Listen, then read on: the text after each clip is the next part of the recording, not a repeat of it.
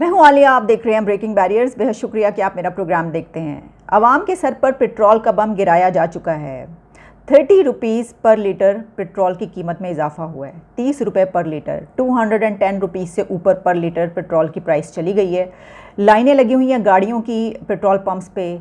जिस वक्त ये ऐलान हुआ कि ये कीमत बढ़ने लगी है तो उसी वक्त लोग पहुंच गए सिर्फ इस इंतज़ार में कि एक आखिरी मर्तबा ज़रा कुछ सस्ती कीमत में पेट्रोल डलवा लें। ये आप देख ही रहे हैं, बहुत सारी वीडियोस वायरल हो रही हैं कि पेट्रोल पंप्स पे लड़ाइयाँ हो रही हैं, मार कुटाई हो रही है, लाइनें लगी हुई हैं कि लोग अपनी गाड़ियों में पेट्रोल डलवाना चाह रहे हैं कि ऐसा ना हो कि उनके पास पेट्रोल ना हो अवेलेबल और फिर वो अपने दफ्तर या कहीं ना जा सकें। ये बहुत ज़्यादा कीमत है और एकदम से 30 रुपीज़ इंक्रीज़ करना, लेकिन इसी के साथ बिजली की कीमतों में भी इजाफा हो गया। तो मैंगो मैन, आम आदमी, उसके लिए तो जीना बहुत मुश्किल हो गया। कमर तो पहले ही इमरान खान के दौर में ही टूट चुकी है। इमरान खान के पास इस वक्त एक ढोल आ गया, उनको एक ऐसा ढोल मिल गया जिसको वो मुसलसल पीट रहे हैं और उस ढोल को पीटते हुए वो ये मनादी करते हुए नज़र आ रहे हैं पूरे मुल्क में कि देखिए ये हुकूमत कितनी जालिम है जिसने लोगों के सर पर पेट्रोल का बम गिरा दिया। लेकिन उनको ये नहीं पता कि ये जो पेट्रोल और बिजली की कीमतों का बम है ये उस बम से थोड़ा सा हल्का महसूस हो रहा है जो इमरान खान ने एक दिन पहले रात को एक टेलीविज़न चैनल को इंटरव्यू देते हुए मुल्क के 3 टुकड़े होने की बात करके वो बम गिराया था सर पे। उससे ये जो कीमतों वाला बम है पेट्रोल की महंगाई का, ये उससे हल्का है थोड़ा सा। लेकिन इमरान खान के हाथ में तो एक अब तीर आ चुका है और कमान भी है और अब तो वो खूब ठीक निशाने पर तीर लगा रहे हैं और कह रहे हैं कि उन्होंने ऐलान कर दिया है कि इसके लिए प्रोटेस्ट होगा। फ्राइडे प्रेयर्स के बाद तमाम लोग पूरे मुल्क में इकट्ठे होंगे और इस पे प्रोटेस्ट करेंगे। अब वो इसको लेकर भी चलेंगे। हालांकि ये सब जानते हैं, पूरा पाकिस्तान ये जानता है काफ़ी दिन से कि ये होना था। बार बार ये बात कही जा रही थी और बल्कि गवर्नमेंट ने आने से इनकार भी कर दिया था, पॉलिटिकल पार्टीज़ ने हुकूमत लेने से, कि ये तो ये करना पड़ेगा तो हमारे खिलाफ लोग जाएंगे। लेकिन अब वही हो रहा है और उसको इस्तेमाल भी किया जा रहा है। मुखालफिन तो उसको इस्तेमाल करेंगे, ये तो होगा। और इस वक्त जो फाइनेंस मिनिस्टर मिफ्ता इस्माइल हैं उनका ये कहना है कि ये जो 30 रुपीज़ इंक्रीज़ किए गए हैं ये 2 मंथ्स बैक होने चाहिए थे, ये इमरान खान के दौर हुकूमत में होने चाहिए थे। लेकिन क्योंकि ये हुकूमत इससे पहले भी कह चुकी है, बल्कि जिस वक्त इन्होंने हुकूमत नहीं ली थी और इमरान खान की हुकूमत अभी कायम थी, अभी ख़त्म ही नहीं हुई थी, तो उस दौरान भी जब हुकूमत जाने की बातें हो रही थी तो मिफ्ता इस्माइल ने ये कहा था कि ये जो हुकूमत है ये हमारे लिए बारूदी सुरंग बिछा के जा रही है, बम की वो बिछा के जा रही है जिसके ऊपर हमें चल के जाना पड़ेगा। क्योंकि इमरान खान की गवर्नमेंट ने क्या किया था कि जैसे ही उनको पता चला कि हुकूमत ख़त्म होने वाली है तो उन्होंने IMF से प्लान से निकल गए, वो उनसे मुआहदा तोड़ लिया और फिर उसके बाद उसमें कुछ ऐसी चेंजेस भी की जिसकी बिना पर काफ़ी गलत हुआ है उसमें काम, जो कि हम पहले इसके ऊपर कई मरतबा बात कर चुके हैं।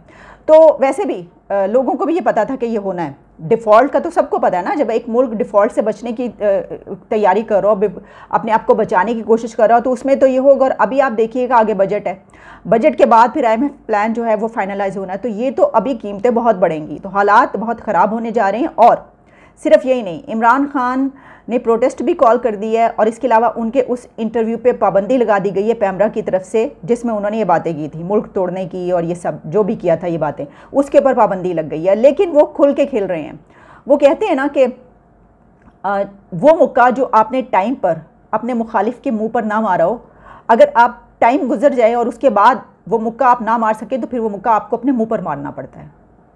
तो वो तमाम अथॉरिटीज़, वो सब लोग जो ये देख रहे हैं कि मुल्क किस तरफ जा रहा है और हालात किस तरफ जा रहे हैं, अगर वो कुछ फ़ैसला करना चाह रहे हैं और वो ये कुछ ऐसा करना चाह रहे हैं कि जिससे सबको समझाया बुझाया जाए या हालात को बेहतर किया जा सके, अनारकी की तरफ मुल्क को ले जाने से रोका जा सके, और ये फ़ैसला करने में उन्होंने देर कर दी तो फिर वो मुक्का उनको अपने मुँह पर मारना पड़ेगा। जहाँ तक बात है कि जनाब इसका हल क्या है पेट्रोल का और कीमतों का, तो ये तो आप याद रखिए ये तो बढ़ती चली जाएंगी, अब ये तो कम होने वाले नहीं हैं। और इसका एक ही सोल्यूशन है, सिर्फ एक सोल्यूशन है मेरे पास जो मैं आपको बताए दे रही हूँ, और वो ये है कि अगर आप लाहौर में हैं तो आप नीला गुंबद अनारकली बाज़ार में जाइए और वहाँ पे जाके आप बाईसाइकिल ख़रीद लीजिए। वहाँ पे बाईसाइकिल बड़ी अच्छी खूबसूरत बाईसाइकिल्स मिलती हैं, वो आप ख़रीद लीजिए अपने लिए भी अपनी बेगम के लिए भी, और उसमें जो है आप अपने बच्चों को भी बिठा के ले जा सकते हैं। गर्मी का मौसम है, पसीना भी खूब निकलेगा और आपको एक्सरसाइज भी नहीं करना पड़ेगी। हम जैसे लोग जो एक्सरसाइज नहीं करते तो इसके लिए तो और भी बहुत ज़्यादा ज़रूरी है। आप फिट रहेंगे, फिटनेस भी कायम रहेगी, और सबसे बड़ी बात ये कि पोल्यूशन भी नहीं होगी और आपको पैसे भी खर्चने पड़ेंगे, आपकी पॉकेट पर भी बर्डन नहीं पड़ेगा। और आपको कोई फिक्र नहीं होगी कि पेट्रोल की कीमत बढ़ रही है या कम हो रही है। अगर आप इसको मजाक समझ रहे हैं तो आप ये भी जान लीजिए कि कुछ अरसे के बाद ये जो प्लैनेट अर्थ है इसका मुस्तकबिल यही है, इंसान का मुस्तकबिल यही है। उस वक्त आप और हम होंगे या नहीं होंगे, लेकिन एट द एंड होना यही है। उससे पहले कि जब तक मार्स पर इंसान के जाने का, मुंतकिल होने का तमाम फ़ैसला और सारा सिस्टम नहीं कर लिया जाता, जब तक ये ज़मीन है, कुछ अरसे के बाद यही मुस्तकबिल है कि साइकिल पर ही आपको सफ़र करना पड़ेगा, जो सिचुएशन पोल्यूशन की हो चुकी है। तो भाई हमें तो यही नज़र आ रहा है एक रास्ता। पॉलिटिकल टर्मोइल तो बढ़ता चला जाएगा, हालात बहुत ख़राब होने जा रहे हैं। आप देखिएगा आने वाले दिनों में ये जो कुछ अभी नज़र आ रहा है, इससे बदतर हालात आपको सियासत में भी नज़र आएंगे। और ये IMF प्लान की जो बात की जा रही है कि पाकिस्तान की इकोनॉमी का क्या बनेगा, तो इसमें मूडीज़ ने रेटिंग्स दी हैं। और आप जानते हैं कि मूडीज़ की रेटिंग से ये पता चलता है कि आपकी इकोनॉमी स्टेबल है, नेगेटिव में जा रही है या पॉजिटिव में। तो इसमें मूडीज़ ने पाकिस्तान के आउटलुक को स्टेबल से नेगेटिव में कर दिया है, मुस्तहकम से मनफी कर दिया है, पॉजिटिव से नेगेटिव कर दिया है। पाकिस्तान को 3 रेटिंग दी गई है और पूरी दुनिया के कंट्रीज़ की जो इकोनॉमीज़ हैं उनकी रेटिंग्स करता है और बताता है कि क्या सिचुएशन है। तो पाकिस्तान की जो रेटिंग की गई है वो 3 है। और मूडीज़ ने यह कहा है कि पाकिस्तान कि जो स्टेबल कहा जाता है कि अगर पॉजिटिव होगा, लेकिन पाकिस्तान स्टेबल नहीं है इकोनॉमी में, तो उसको पॉजिटिव से नेगेटिव कर दिया गया है, यानी कि मुस्तहकम से मनफी कर दिया है। और इसमें यह भी कहना है मूडीज़ का कि जो पाकिस्तान के बैरूनी ख़तरात हैं इस वक्त इकोनॉमी की सिचुएशन को देखते हुए, इस वजह से ये रेटिंग दी गई है। और ये आगे भी गैर यकीनी की सूरत हाल है, अनसर्टेनिटी है, कुछ ऐसा नज़र नहीं आ रहा कि ये किस तरीके से बेहतर होंगे या ये जो रेटिंग की गई है ये बेहतर हो जाएगी। और फिर इसके अंदर कुछ और जो डिटेल्स हैं कि जिसमें ये कहा जा रहा है कि माशी सूरत हाल बिगड़ रही है तेज़ी से, करंट अकाउंट खसारा और करेंसी पर दबाव बढ़ता चला जा रहा है, और सियासी ख़तरा जो पॉलिटिकल टर्मोइल है उसकी वजह से जो इकॉनमी है उसके फ्यूचर अनसर्टन दिखाई दे रहा है। वो लगता नहीं है कि जो हालात चल रहे हैं, क्योंकि आप जानते हैं कि IMF के ये बहुत अहम बात है कि पाकिस्तान की सियासत का असर इस वक्त पाकिस्तान के मुस्तकबिल पे पड़ रहा है, इकॉनमी पे पड़ रहा है। इसकी वजह ये है कि आप जानते हैं कि इसी के बिना पर IMF के प्लान ने कहा कि अगर तो आपकी हुकूमत कायम रहती है तो फिर हम करेंगे, वरना हम आपके साथ नहीं करेंगे। तो IMF के प्लान के मुतालिक भी मूडीज़ ने एक बात कही है और उन्होंने ये कहा है कि IMF के प्लान की बहाली गैर यकीनी नज़र आ रही है, यानी IMF का प्लान फाइनलाइज हो जाएगा, इसका भी अभी कुछ पता नहीं है, मूडीज़ का ये कहना है। जहाँ मूडीज़ की ख़राब रेटिंग्स की बात करें तो वहीं पर एक पॉजिटिव न्यूज़ भी है, और वो ये है कि Chinese banks agree to refinance Pakistan with $2.3 billion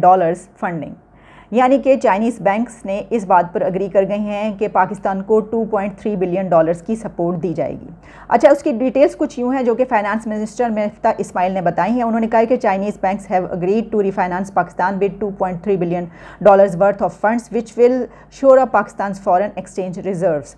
तो इससे पाकिस्तान को इस मुश्किल सूरत हाल से निकलने में कुछ थोड़ी सी मदद मिलने के इम्कानात हैं। जहाँ एक तरफ ये वाली जो फंडिंग है वो ये वाली हुकूमत ले आई है, इस पर अग्री कर लिया। वहीं पर आपको ये भी बताऊँ कि एक खबर ये भी आई थी कि इमरान खान बार बार ये कहते हैं कि ये हाल कर दिया, ये हाल कर दिया। तो ख़बर ये शाया हुई है कि जो चाइनीज़ कंपनी है, तो नई हुकूमत के आने के बाद उन्होंने प्राइम मिनिस्टर शहबाज शरीफ से ये शिकवा किया और उनको ये बाकायदा गिला किया गया, शिकायतें लगाई गई हैं कि आखिर पिछले 4 साल दौर में जो पिछली हुकूमत थी उसने चाइनीज़ के साथ ऐसा सलूक क्यों किया और उनको नुकड़े क्यों लगाए रखा, सारा कुछ बंद क्यों रहा, सारा बिजनेस और सारे प्रोजेक्ट्स क्यों बंद रहे और उनको एक किनारे पर क्यों कर दिए गए, ये शिकायतें की गई हैं।